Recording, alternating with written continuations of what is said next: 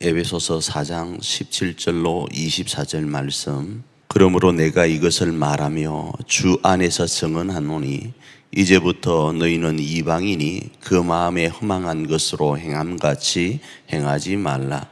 그들의 정명이 어두워지고 그들 가운데 있는 무지함과 그들의 마음이 굳어짐으로 말미암아 하나님의 생명에서 떠나 있도다. 그들이 감각 없는 자가 되어 자신을 방탕에 방임하여 모든 더러운 것을 욕심으로 행하되 오직 너희는 그리스도를 그같이 배우지 아니하였느니라. 진리가 예수 안에 있는 것 같이 너희가 참으로 그에게서 듣고 또한 그 안에서 가르침을 받았을진데 너희는 유혹의 욕심을 따라 썩어져가는 구습을 따르는 옛사람을 벗어버리고 오직 너희의 심령이 새롭게 되어 하나님을 따라 의와 진리의 거룩함으로 지으심을 받은 새 사람을 입어라. 에베소서 4장 17절로 24절의 말씀은 의와 진리의 거룩함으로 지으심을 받은 새 사람인 그리스도인들은 어떻게 살아야 되는지를 말씀하는 것이 본문의 내용입니다. 본문의 내용은 결국 구원받은 사람은 어떤 모습으로 살아야 되는가에 대한 내용입니다. 그런데 구원받지 못한 사람들의 모습이 어떠했는가? 그러니까 우리의 원래 모습과 비슷한 그런 사람들의 지금의 모습은 어떠한가? 그들은 하나님께서 주시는 생명에서 멀어져 있다, 이렇게 말씀을 합니다. 그래서 선악을 구별하지 못하는데 그 선악을 구별하지 못하는 이유가 뭔가 하면 욕심에 이끌려서 그러한다, 이렇게 말씀을 합니다. 그래서 그 욕심 때문에 정말로 하나님이 사람을 창조하신 그 목적과 사람이 이 땅에 온 이유인 그 방향성을 상실하여 살아간다, 이렇게 말씀을 정의할 수 있습니다.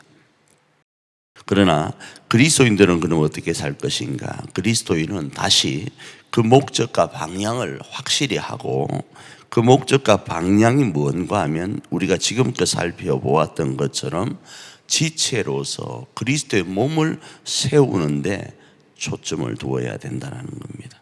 그것을 앞부분에 제가 말씀드린 것처럼 의와 진리의 거룩함으로 지으심을 받은 새 사람의 모습, 구원받은 그리스도인의 모습으로 다시 그 방향과 목적을 확실히 하고 살아가야 된다는 겁니다. 그래서 그런 모습은 거룩하고 선한 모습인 거예요. 어제 우리가 살펴본 말씀대로 한다면 평안의 면언줄로 성령이 하나 되게 하신 것을 지켜가고 그리스도의 몸을 세워가고 그런 것이라는 겁니다. 그래서 거룩하고 선한 새 사람이 되는데 이런 모습은 세상 방식과 다른 거예요. 그래서 우리가 읽은 말씀 중에 이런 말씀이 있잖아요. 너희는 유혹의 욕심을 따라 썩어져가는 구습을 따르는 옛사람을 벗어버리고 의와 진리의 거룩함으로 하나님 앞에 새로운 사람으로 살아라는 겁니다. 그런데 이런 모습이 이제 4장 24절 이후로 계속 등장을 할 거예요. 그 중에 하나, 이런 것들을 오늘 읽지는 않았지만 4장 후미에 이렇게 설명을 합니다. 분한 일이 오늘 하루 있을 수 있다. 그런데 분한 일이 있어서 그 분을 낼 수 있다. 그런데 해가 지도록 그 분을 품지 마라, 이렇게 이야기를 합니다.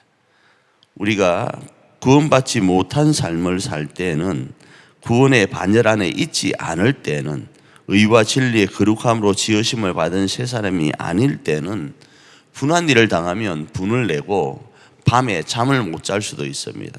그러나 오늘 본문은 우리는 하나님 앞에 지체로서 그리스도의 몸을 세우는 존재, 하나님께 주시는 생명 가운데 있는 존재이니까 그 목적과 방향을 확실히 해서 그 분한 마음을 해가 지는 데까지 가지고 가지 말라라는 거예요. 그러니까 우리 마음에 그 분으로 인해서 우리 몸 자체가 상하는 일이 없도록 하라는 것과 그 분이 나를 지배하지 못하도록 하라는 것과 연결되는 겁니다. 그래서 오늘 본문 그 뒷부분에서는 마귀로 틈을 줄 수 있으니까 분을 해가 지도록 품지 말라라는 겁니다.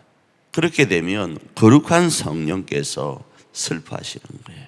오늘 하루 그래서 구원받은 사람, 의와 진리의 거룩함으로 지으심을 받은 사람으로서 그 목적과 방향을 확실시하여서 그리스도인으로서 거룩한 성령이 슬퍼하지 않고 거룩한 선한 사람으로, 거룩하고 복된 사람으로 살아서 하나님의 기쁨이 되는 저와 여러분이 되기를 축복합니다.